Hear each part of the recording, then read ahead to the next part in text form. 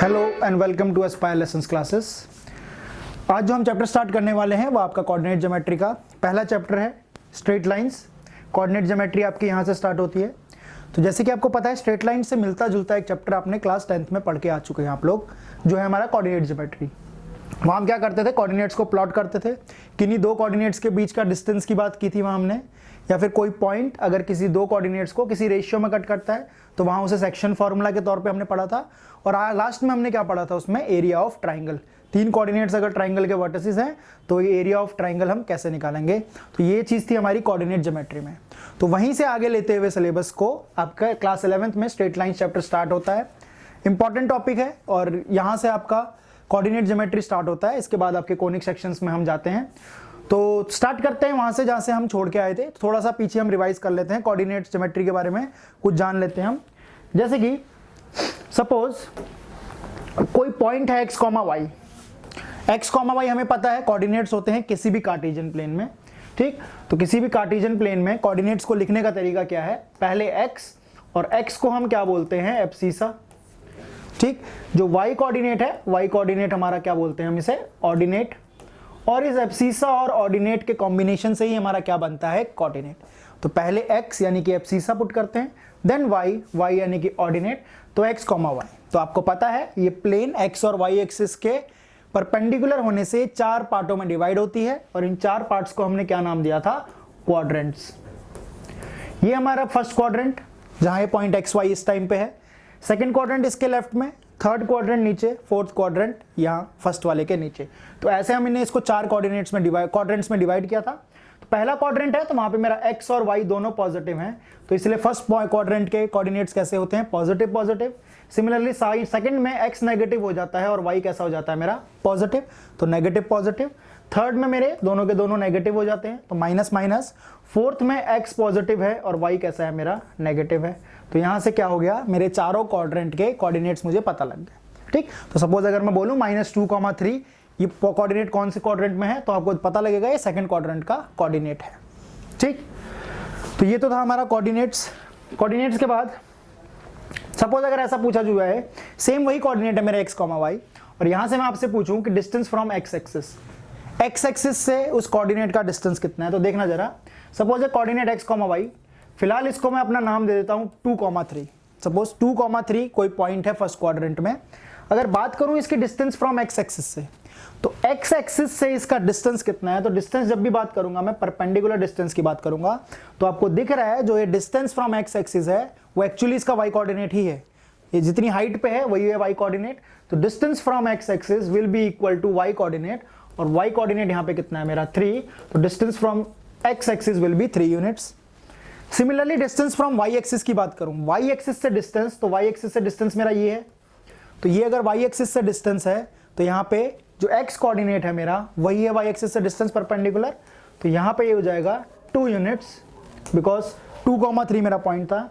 And distance from origin, अगर origin से distance की बात करूं मैं, तो ओरिजिन से डिस्टेंस यानी कि ये पॉइंट, ये लाइन जो ज्वाइन कर रही है, ठीक है। ओरिजिन से डिस्टेंस हम लोगों ने डिस्टेंस फॉर्मूला में भी पढ़ा है, उसे हम कैसा लिखते हैं, √x² + y², ठीक। या तो ऐसा कर लें, x मेरा x कोऑर्डिनेट है, y मेरा y कोऑर्डिनेट है। लेकिन अगर बात करें यहाँ पे, तो आपको पता है ये डिस्टेंस कितना आया था अभी 3, ये डिस्टेंस कितना आया था 2। तो ये दोनों लाइनें आपस में म्यूचुअली परपेंडिकुलर है। तो यहाँ से पाइथागोरस थ्योरम का इस्तेमाल करते हुए भी मैं क्या OP की वैल्यू निकाल सकता हूँ। तो that will be √ perpendicular square यानी कि 3² + 2², यानी जो मेरा आ जाएगा √13। तो √13 क्या है, इस पॉइंट का ओरिजिन से डिस्टेंस। तो डिस्टेंस फ्रॉम x एक्सिस बोले तो y coordinate, distance from x axis बोले तो डिस्टेंस फ्रॉम x एक्सिस बोले तो y coordinate, distance from y axis जब भी बोलेंगे तो क्या आ जाएगा वहां पे x कोऑर्डिनेट। और ओरिजिन से डिस्टेंस, तो ये फॉर्मूला आप लोग प्रेफर करते हैं, √x² + y²। तो √x² यानी x कोऑर्डिनेट का स्क्वायर प्लस y कोऑर्डिनेट का स्क्वायर, ये मेरा क्या हो जाएगा, ओरिजिन से यहाँ पे डिस्टेंस, ठीक। यहां तक तो चीजें क्लियर हो जानी चाहिए, ठीक। तो based on all this coordinates हम एक फॉर्मूला एग्जांपल करते हैं। यहां क्या बोला है इसने, let a h, k and b 1, 1 and c 2, 1, ये 3 पॉइंट दे रखे हैं, be the vertices of a right angle triangle. ये किसी राइट एंगल ट्राइंगल के वर्टिसेस मुझे दे रखे हैं यहाँ पे। With AC as it hypotenuse, hypotenuse भी दे रखा है, AC यहाँ पे हाइपोटेन्यूज है जो सबसे लंबी साइड होती है ट्राइंगल में। If the area of this triangle is 1 square unit, इसका एरिया की बात की गई है जो 1 स्क्वायर यूनिट है, then the set of values which K can take, तो K कौन कौन सी वैल्यूज ले सकता है ये मेरे से पूछा गया है। ऑप्शंस में क्या दिए हैं, -1, -3, -3, -2, 1, 3 एंड 0, 3। ठीक, तो इस चीज को जरा अगर देखें तो सपोज कोई राइट एंगल ट्राइंगल है मेरा, suppose this is my right angle triangle, है ना, ये पॉइंट अगर A है तो AC इसने हाइपोटेन्यूज दे रखा है, तो AC को मैं हाइपोटेन्यूज ही मानता हूं। A पॉइंट के कोऑर्डिनेट क्या है यहाँ पे H, K, B पॉइंट के कोऑर्डिनेट है 1, 1 एंड C पॉइंट इज 2, 1। ठीक, और एरिया इसका 1 स्क्वायर यूनिट दिया है, तो K की वैल्यूज पूछ रहा है। देखना जरा इस क्वेश्चन में, सपोज यहां पे देखना इसके कोऑर्डिनेट क्या है 1, 1 और इसके 2, 1, तो आप देख रहे हैं यहां पे y कोऑर्डिनेट सेम है दोनों का, तो y कोऑर्डिनेट सेम है, इसका मतलब अगर मैं ऐसा बोलूं इसको कि यहां पे कहीं x एक्सिस रही होगी जिससे एक हाइट पे ये b कोऑर्डिनेट भी है, एक हाइट पे ये c कोऑर्डिनेट भी है, तो एक्चुअली लाइन BC क्या है, x एक्सिस के पैरेलल है, जो कि मेरे को पता है AB और AC परपेंडिकुलर है क्योंकि राइट एंगल ट्राइंगल था, तो जो AB था मेरा वो क्या हो जाएगा, y एक्सिस के यहाँ पे पैरेलल हो जाएगा। ठीक है, तो यानी ये x एक्सिस के पैरेलल, ये y एक्सिस के पैरेलल, आपस में दोनों म्यूचुअली परपेंडिकुलर। ठीक है, तो यहां से आप खुद देख रहे हैं 1, 1 से 2, 1 के बीच का डिस्टेंस 1 यूनिट ही है, क्योंकि ये कोऑर्डिनेट x का 1 से 2 पे पहुंचा है और y कोऑर्डिनेट तो सेम ही है, तो इसीलिए ये डिस्टेंस तो हो गया 1 यूनिट्स। AB का डिस्टेंस अभी मुझे नहीं मालूम, बट मुझे हाँ एक चीज पता है, इसका एरिया कितना है मेरा 1 स्क्वायर यूनिट। ठीक, तो राइट एंगल ट्राइंगल है तो एरिया क्या हो जाएगा, हाफ इंटू बेस BC की वैल्यू कितनी थी 1 यूनिट, इंटू हाइट क्या है मेरे यहाँ पे AB, this is equal to 1 square unit, तो यहां से मेरा AB कितना आ गया, AB is equal to 2। AB यानी कि ये लेंथ 2 यूनिट्स आ गई, 2 यूनिट अगर ये आ गई तो इसका मतलब क्या है, 1 से 2 यूनिट ऊपर की तरफ, यहां तक 1 था, ये 2, यानी H ये सॉरी यहाँ पे K की वैल्यू कितनी आ गई, एक तो 3, K यहाँ पे ऑब्वियसली आपको दिख रहा है 3 होगा, क्योंकि 1 हाइट ये थी, 2 हाइट और, तो y कोऑर्डिनेट इसका कितना हो गया 3। बट जरूरी नहीं है कि ट्राइंगल हमेशा ऊपर की तरफ ही बने, हो सकता है ये ट्राइंगल राइट एंगल ऐसा बना हो और ये मेरा AC हाइपोटेन्यूज रहा हो। ठीक, तो A कोऑर्डिनेट क्या है, ऊपर भी और नीचे भी हो सकता है, तो यहां से ये डिस्टेंस 2 था, तो ये डिस्टेंस भी कितना हो जाएगा 2, इसके कोऑर्डिनेट H, K, तो यहां पे जो y की डेप्थ है यानी गहराई कह लो, 1 कोऑर्डिनेट ऊपर और 1 कोऑर्डिनेट ही नीचे होगी, तो यानी यहां पे जो K की वैल्यू है वो -1 होगी, क्योंकि पूरा डिस्टेंस ही 2 था। तो K कौन कौन सी वैल्यूज ले रहा है मेरे यहाँ पे, एक 3 और दूसरी कितनी -1, तो -1, 3 जो कि आपका पहला ऑप्शन है, वही केवल क्या वैल्यूज ले पाएगा यहाँ पे K। So K will take 2 values -1 और 3, ये सेट में नहीं है, आपको दिख रहा है डिस्क्रीट एलिमेंट है 1 और 3, केवल 1 और केवल 3 दो ही वैल्यूज ले सकता है अगर ये क्वेश्चन में दी हुई कंडीशन उसको सेटिस्फाई करनी है। ठीक, तो इस टाइप के क्वेश्चंस नॉर्मल, जहां पे हमने क्या है कोऑर्डिनेट्स को ही देखा, अगर कोई y कोऑर्डिनेट किसी का सेम है इसका मतलब वो सेम हाइट पे है ना, केवल उनके x कोऑर्डिनेट में डिफरेंस है। सिमिलरली अगर किसी का x coordinate sorry y coordinate same है, इसका मतलब क्या है, वो x एक्सिस से बराबर y एक्सिस से बराबर दूरी पे है। ठीक, सेम चीज यही से बोलूं, अगर तो मेरा x अलग अलग है और y सेम है तो x एक्सिस के पैरेलल, अगर तो y सेम है और x अलग अलग है, सॉरी अगर x सेम है और y अलग अलग है तो वहां पे क्या हो जाएगा, वो y एक्सिस के पैरेलल। ठीक, तो ये था एक कोऑर्डिनेट्स को लेके। उसके बाद बात करते हैं हम पोलर कोऑर्डिनेट सिस्टम की। ये तो सिंपल थे, कार्टेशियन प्लेन में 2 कोऑर्डिनेट x, y। बात करें अगर पोलर कोऑर्डिनेट सिस्टम की, तो पोलर कोऑर्डिनेट सिस्टम को हम कैसे दिखाते हैं, r, थीटा से, जहां पे r क्या होता है, r होता है उस पॉइंट का distance from origin, and theta is the angle which the point is making with x axis, x axis के साथ जितना एंगल वो बना रहा है वो क्या आ जाता है यहाँ पे थीटा। ठीक है, तो इस थीटा की वैल्यू +180 से -180 होती है। अगर 180 तक है तो पॉजिटिव डायरेक्शन में लोगे, अगर नेगेटिव की तरफ है तो -180 तक ये चीज जा सकती है। ठीक है, तो r डॉट थीटा इसको ऐसा दिखाते हैं। ठीक है, इसको ऐसा मान लेते हैं, सपोज r रेडियस का कोई सर्कल है मेरा और ये पॉइंट सर्कल के ऊपर लाई कर रहा है।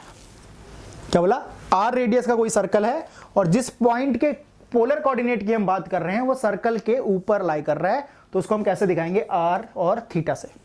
ठीक, तो कैसे किसी पॉइंट को, किसी कार्टेशियन प्लेन में दिया हुआ पॉइंट 2,3, 3,4 इस टाइप के पॉइंट को हम आर थीटा में लिख सकते हैं, या आर थीटा में अगर कोई पॉइंट दिया है तो उसे कैसे हम सिंपल नॉर्मल कोऑर्डिनेट्स में लिख सकते हैं कार्टेशियन प्लेन में। ठीक है, ये देखते हैं जरा। जैसे सपोज ये पॉइंट है मेरा आर कॉमा थीटा, ठीक है, यानी इस पॉइंट के कोई कोऑर्डिनेट एक्स कॉमा वाई भी रहे होंगे, ठीक, तभी आर कॉमा थीटा आया। तो आपको पता है x, अगर मैं यहां से y एक्सिस के पैरेलल लाइन खींचूं तो ये परपेंडिकुलर कुछ बनेगा। ये डिस्टेंस मेरा कितना है x और ये डिस्टेंस मेरा कितना है y। ठीक है, तो r की वैल्यू देखना यहां से, r कॉमा थीटा को मुझे x कॉमा y की टर्म्स में लिखना है। ठीक है, तो यहां से अगर देखूं मैं तो कितना हो जाएगा मेरा perpendicular upon hypotenuse is equal to sine theta इसी ट्राइंगल में। तो यहां से y कितना आ गया मेरा, y is equal to r sine theta. Similarly x यहां से कितना आ जाएगा, ऐसा कह लेते हैं x upon r is equal to cos theta. तो मेरी x की वैल्यू कितनी हो जाएगी यहां से, आर कॉस थीटा।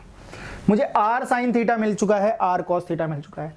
तो दोनों तरफ स्क्वायर करके अगर ऐड कर दूं तो कितना हो जाएगा, ये X square plus Y square, left hand side का square is equal to are square, अंदर sine square theta plus cos square theta आएगा, जो कि मेरा कितना बन जाएगा 1। तो यहां से कितना आ गया, x square plus Y square, इसकी वैल्यू कितनी आ गई मेरी, आर स्क्वायर के बराबर। तो x square plus Y square is equal to are square. तो मुझे आर यानी कि जो चाहिए था पोलर कोऑर्डिनेट में, सपोज मेरे को एक्स वाई की वैल्यू दी है तो मुझे आर निकालना है, तो क्या होगा, under root of x square plus Y square. तो यहां से आर की वैल्यू हो जाएगी under root of x square plus Y square, ये हो जाएगा मेरा क्या, आर। ठीक, जैसे कि एक्स वाई दिया है, और वैसे भी देख लो ना, ये आर क्या है, ओरिजिन से एक्स वाई का डिस्टेंस ही तो है। तो ओरिजिन से एक्स वाई का distance under root x square plus Y square होता है, इसमें तो कोई नई बात नहीं है।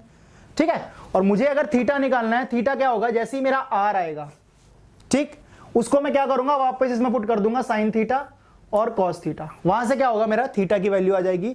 तो वही कोऑर्डिनेट मेरा x comma y r comma theta में मैं लिख सकता हूं। यहां से आर की वैल्यू आपको पता है, ये क्या है, distance from origin of this point, और थीटा जो है वो एंगल, या फिर ऐसा कह लेते हैं, यहां से सिंपल निकाल लूंगा ना, थीटा ही तो चाहिए, तो टेन थीटा कितना हो जाएगा, y upon x. Y coordinate है मेरे पे, एक्स कोऑर्डिनेट है, टेन थीटा से क्या आ जाएगा, सिंपल थीटा। क्लियर, और यहां से भी इसको डिवाइड करोगे जब वाई अपॉन एक्स, तो यही आ जाएगा, आर से r cancel, sine theta upon cos theta is equal to tan theta. तो यहां से क्या, किसी भी कोऑर्डिनेट एक्स कॉमा वाई को मैं polar coordinate are comma theta में किस तरह से लिख पाता हूं, ये हमने सीखा। ठीक, तो यहां तक तो बिल्कुल बेसिक्स था आपने, जो आप क्लास 10th में भी पढ़ के आ चुके हैं। ठीक, नेक्स्ट क्लास में आपको ले चलेंगे कुछ नए टॉपिक्स की तरफ, जहां पे आपको इसके बेस पे क्वेश्चंस कराऊंगा मैं, पोलर कोऑर्डिनेट और नॉर्मल कोऑर्डिनेट्स में। ठीक है, फिर चलेंगे लाइन की इक्वेशन स्लोप की तरफ, जो कि हमारा बल्क में सिलेबस है क्लास 11th में। तो फिलहाल तब तक के लिए यहीं तक रहने देते हैं, मिलते हैं आपसे अगली क्लास में। Thank you.